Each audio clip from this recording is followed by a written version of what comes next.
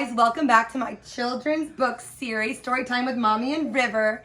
And today we're going to do Peter Rabbit's Storytime collection. Now there's a bunch of stories in here. So today we're going to do Peter Rabbit, Squirrel Nutkin, Benjamin Bunny, and Two Bad Mice. So let's get started. All right, guys, here we go with Peter Rabbit's Storytime collection.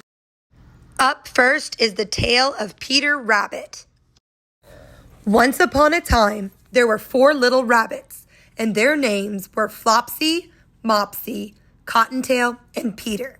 They lived with their mother in a sandbank underneath the root of a very big fir tree. "Now, my dears," said an old Mrs. Rabbit one morning, "you may go into the fields or down the lane, but don't go into Mr. McGregor's garden. Your father had an accident there. He was put in a pie by Mrs. McGregor. Now run along and don't get into mischief. I am going out." Then old Mrs. Rabbit took a basket and her umbrella and went through the wood to the baker's. She bought a loaf of brown bread and 5 currant buns.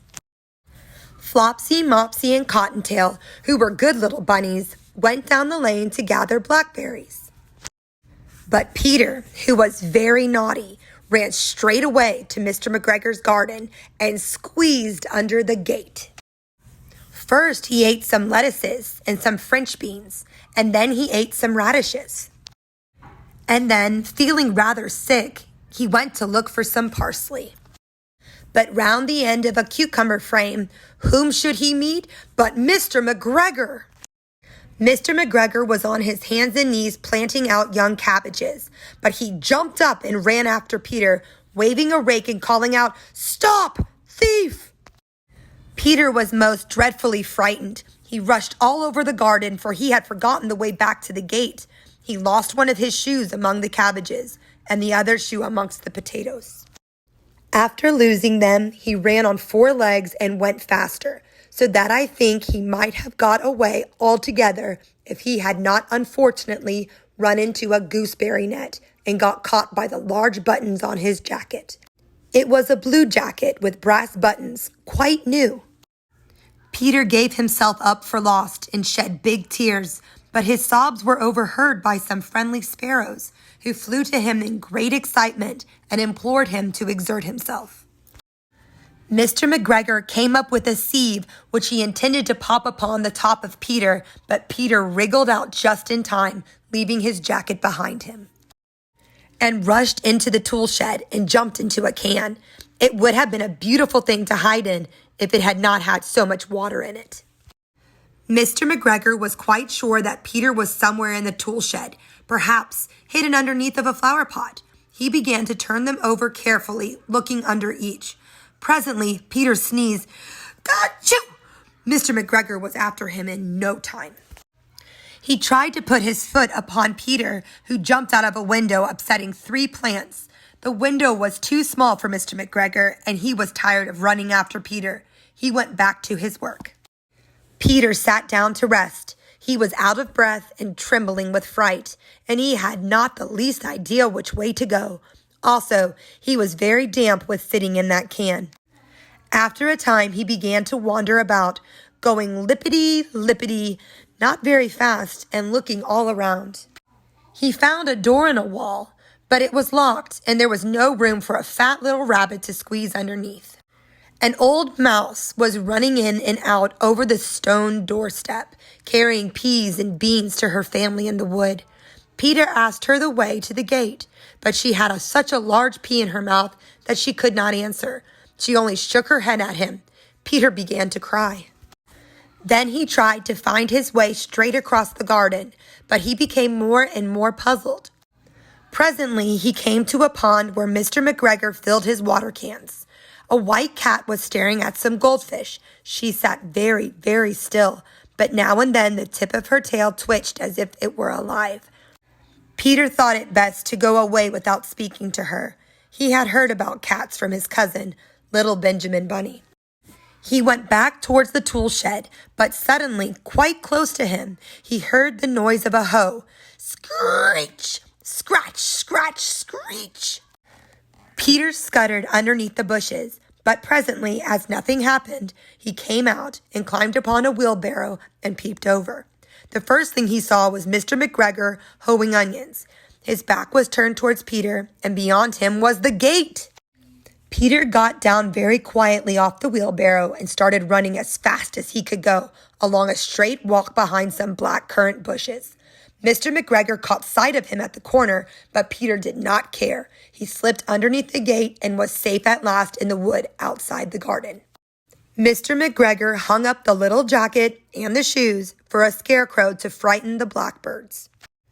Peter never stopped running or looked behind him till he got home to the big fir tree. He was so tired that he flopped down upon the nice soft sand on the floor of the rabbit hole and shut his eyes.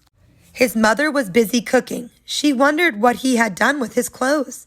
It was the second little jacket and pair of shoes that Peter had lost in a fortnight. I am sorry to say that Peter was not very well during the evening. His mother put him to bed and made some chamomile tea, and she gave a dose of it to Peter, 1 tablespoonful to be taken at bedtime. But Flopsy, Mopsy, and Cottontail had bread and milk and blackberries for supper. The end.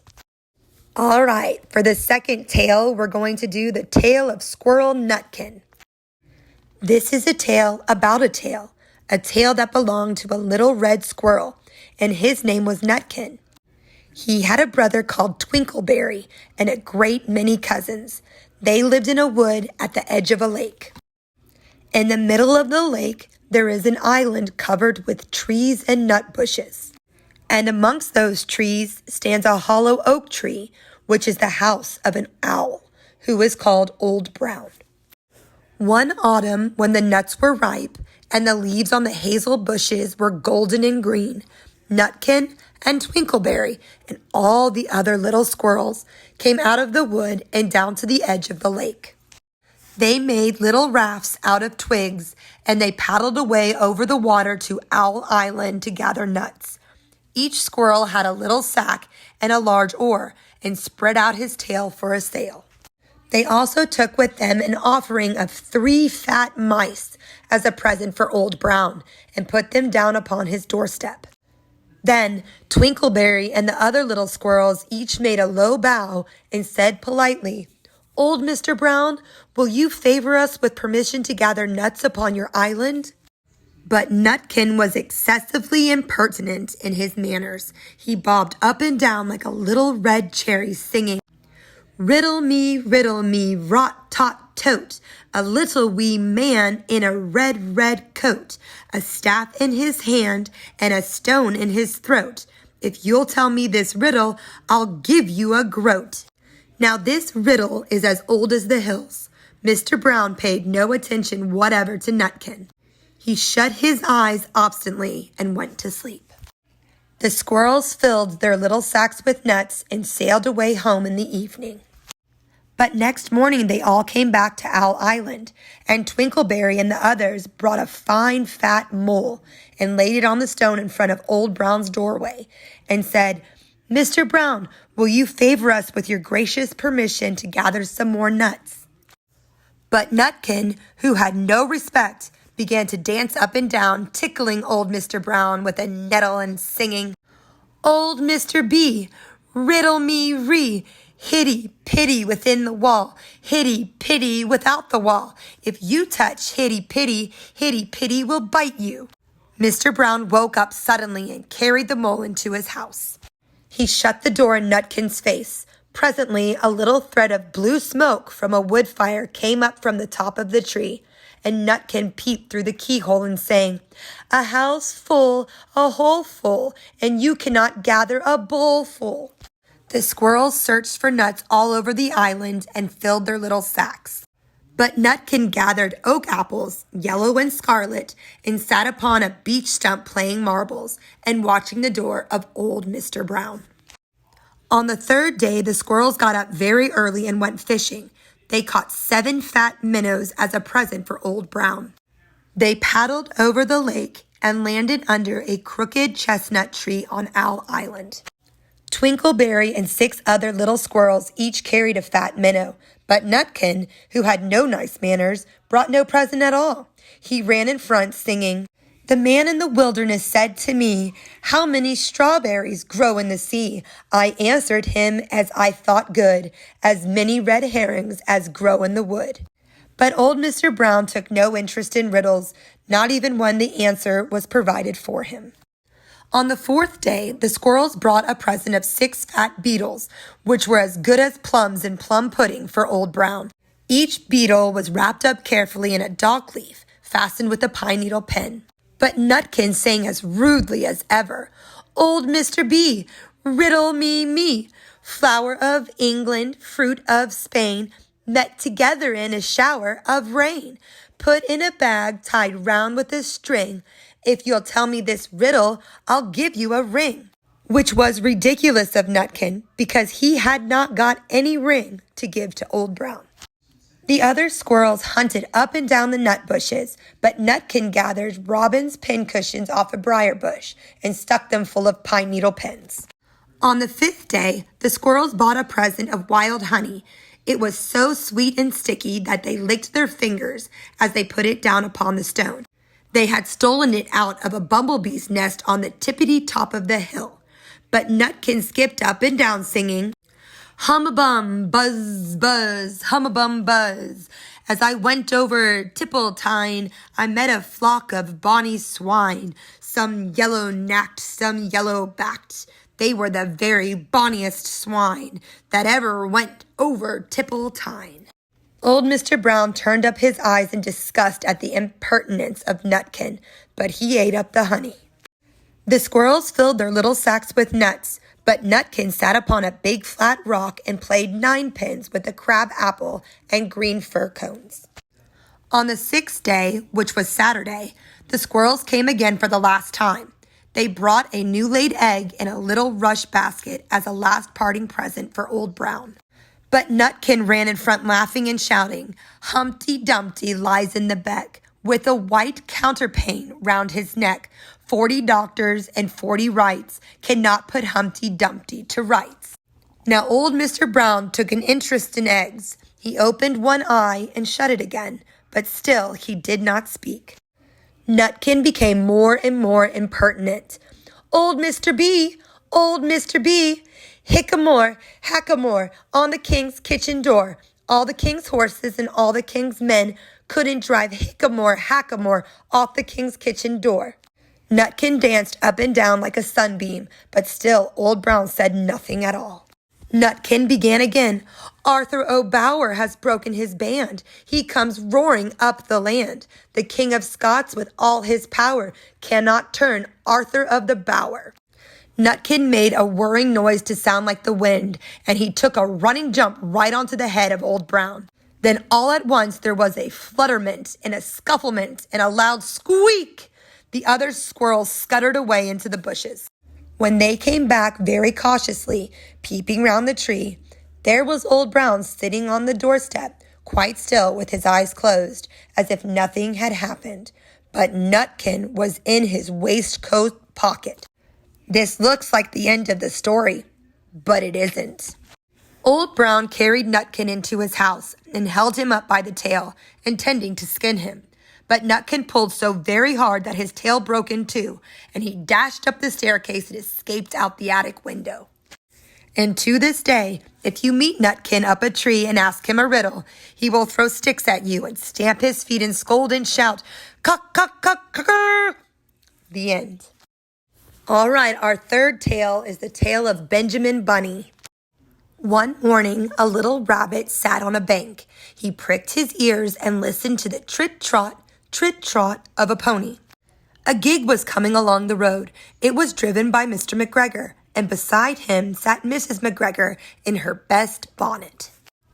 As soon as they had passed, little Benjamin Bunny slid down into the road and set off with a hop, skip, and a jump to call upon his relations who lived in the wood at the back of Mr. McGregor's garden.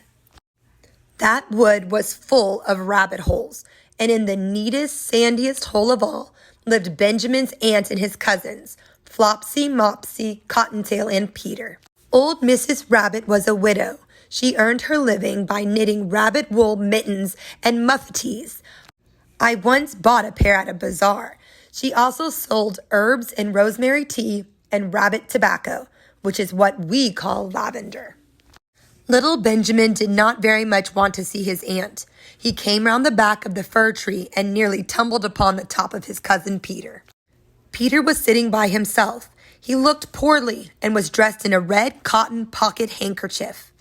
"Peter," said Benjamin in a whisper, "who has got your clothes?" Peter replied, "The scarecrow in Mr. McGregor's garden," and described how he had been chased about the garden and had dropped his shoes and coat.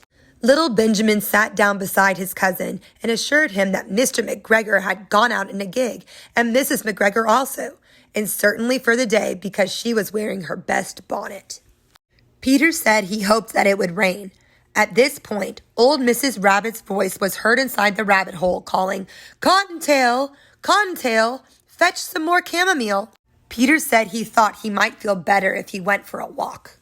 They went away hand in hand and got upon the flat top of the wall at the bottom of the wood. From here they looked down into Mr. McGregor's garden. Peter's coat and shoes were plainly to be seen upon the scarecrow, topped with an old tam-o'-shanter of Mr. McGregor's. Little Benjamin said, "It spoils people's clothes to squeeze under a gate. The proper way to get in is to climb down a pear tree." Peter fell down head first, but it was of no consequence, as the bed below was newly raked and quite soft. It had been sown with lettuces. They left a great many odd little footmarks all over the bed, especially little Benjamin, who was wearing clogs. Little Benjamin said that the first thing to be done was to get back Peter's clothes, in order that they might be able to use the pocket handkerchief. They took them off the scarecrow. There had been rain during the night. There was water in the shoes, and the coat was somewhat shrunk. Benjamin tried on the tam-o'-shanter, but it was too big for him. Then he suggested that they fill the pocket handkerchief with onions as a little present for his aunt. Peter did not seem to be enjoying himself. He kept hearing noises. Benjamin, on the contrary, was perfectly at home and ate a lettuce leaf. He said that he was in the habit of coming to the garden with his father to get lettuces for their Sunday dinner. The name of little Benjamin's papa was old Mr. Benjamin Bunny. The lettuces certainly were very fine. Peter did not eat anything. He said he should like to go home. Presently he dropped half the onions. Little Benjamin said that it was not possible to get back up the pear tree with a load of vegetables. He led the way boldly towards the other end of the garden. They went along a little walk on planks under a sunny red brick wall. The mice sat on their doorsteps, cracking cherry stones. They winked at Peter Rabbit and little Benjamin Bunny. Presently, Peter let the pocket handkerchief go again. They got amongst flower pots and frames and tubs. Peter heard noises worse than ever. His eyes were as big as lollipops. He was a step or two in front of his cousin when he suddenly stopped. This is what those little rabbits saw around that corner. Little Benjamin took one look, and then in a half a minute less than no time, he hid himself and Peter and the onions underneath a large basket. The cat got up and stretched herself and came and sniffed at the basket. Perhaps she liked the smell of onions. Anyway, she sat down upon the top of the basket. She sat there for 5 hours. I cannot draw you a picture of Peter and Benjamin underneath the basket because it was quite dark and because the smell of onions was fearful. It made Peter Rabbit and little Benjamin cry. The sun got round behind the wood, and it was quite late in the afternoon, but still the cat sat upon the basket. At length there was a pitter-patter, and some bits of mortar fell from the wall above. The cat looked up and saw old Mr. Benjamin Bunny prancing along the top of the wall of the upper terrace. He was smoking a pipe of rabbit tobacco and had a little switch in his hand. He was looking for his son. Old Mr. Bunny had no opinion whatever of cats. He took a tremendous jump off the top of the wall onto the top of the cat and cuffed it off the basket and kicked it into the greenhouse, scratching off a handful of fur. The cat was too much surprised to scratch back. When old Mr. Bunny had driven the cat into the greenhouse, he locked the door. Then he came back to the basket and took out his son Benjamin by the ears and whipped him with the little switch. Then he took out his nephew Peter. Then he took out the handkerchief of onions and marched out of the garden. When Mr. McGregor returned about a half an hour later, he observed several things which perplexed him. It looked as though some person had been walking all over the garden in a pair of clogs, only the footmarks were too ridiculously little. Also, he could not understand how the cat could have managed to shut herself up inside the greenhouse, locking the door upon the outside. When Peter got home, his mother forgave him because she was so glad to see that he had found his shoes and coat. Cottontail and Peter folded up the pocket handkerchief, and old Mrs. Rabbit strung up the onions and hung them from the kitchen ceiling with the bunches of herbs and the rabbit tobacco. The end. And for our fourth and final tale of the series today is the tale of two bad mice. Once upon a time, there was a very beautiful doll's house. It was red brick with white windows, and it had real muslin curtains and a front door and a chimney. It belonged to two dolls called Lucinda and Jane. At least it belonged to Lucinda, but she never ordered meals. Jane was the cook, but she never did any cooking because the dinner had been bought ready-made in a box full of shavings. There were 2 red lobsters and a ham, a fish, a pudding, and some pears and oranges. They would not come off the plates, but they were extremely beautiful. One morning, Lucinda and Jane had gone out for a drive in the doll's preambulator. There was no one in the nursery, and it was very quiet. Presently, there was a little scuffling, scratching noise in a corner near the fireplace, where there was a hole under the skirting board. Tom Thumb put out his head for a moment and then popped it in again. Tom Thumb was a mouse. A minute afterwards, Hunca Munca, his wife, put her head out too, and when she saw that there was no one in the nursery, she ventured out on the oilcloth under the coal box. The doll's house stood at the other side of the fireplace. Tom Thumb and Hunca Munca went cautiously across the hearthrug. They pushed the front door. It was not fast. Tom Thumb and Hunca Munca went upstairs and peeped into the dining room. Then they squeaked with joy. Such a lovely dinner was laid out upon the table. There were 10 spoons and lead knives and forks and 2 dolly chairs, all so convenient. Tom Thumb set to work at once to carve the ham. It was a beautiful shiny yellow streaked with red. The knife crumpled up and hurt him. He put his finger in his mouth. It is not boiled enough. It is hard. You have a try, Hunca Munca. Hunca Munca stood up in her chair and chopped at the ham with another lead knife.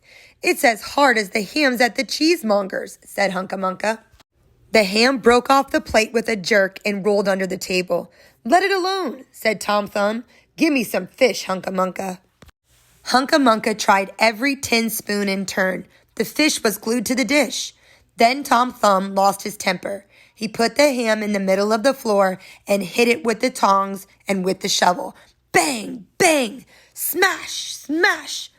The ham flew all into pieces, for underneath the shiny paint, it was made of nothing but plaster. Then there was no end to the rage and disappointment of Tom Thumb and Hunca Munca. They broke up the pudding, the lobsters, the pears, and the oranges.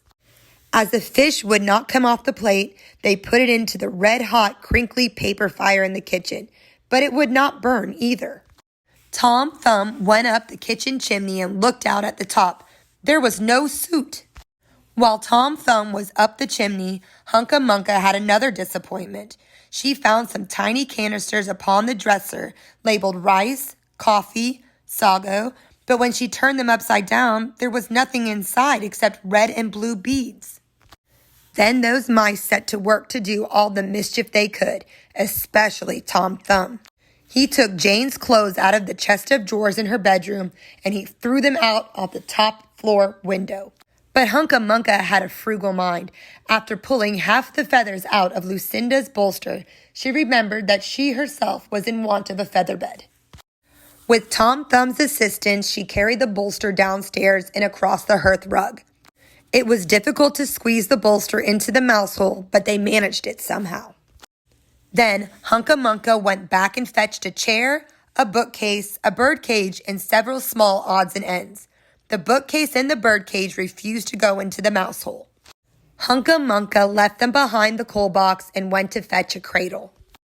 Hunca Munca was just returning with another chair when suddenly there was a noise of talking outside upon the landing.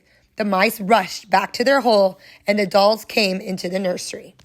What a sight met the eyes of Jane and Lucinda. Lucinda sat upon the upset kitchen stove and stared, and Jane leant against the kitchen dresser and smiled, but neither of them made any remark. The bookcase and the birdcage were rescued from under the coal box, but Hunca Munca has got the cradle and some of Lucinda's clothes. She also has some useful pots and pans and several other things. The little girl that the doll's house belonged to said, "I will get a doll dressed like a policeman." But the nurse said, "I will set a mousetrap." So that is the story of the two bad mice. But they were not so very, very naughty after all, because Tom Thumb paid for everything he broke. He found a crooked sixpence under the hearthrug, and upon Christmas Eve, he and Hunca Munca stuffed it into one of the stockings of Lucinda and Jane. And very early every morning, before anybody is awake, Hunca Munca comes with her dustpan and her broom to sweep the dolly's house. The end. So those were amazing books. And parents, these are great for bedtime stories if you want to just let it run. So tomorrow we'll come back with 4 new stories from Peter Rabbit's Storytime collection. So tune in.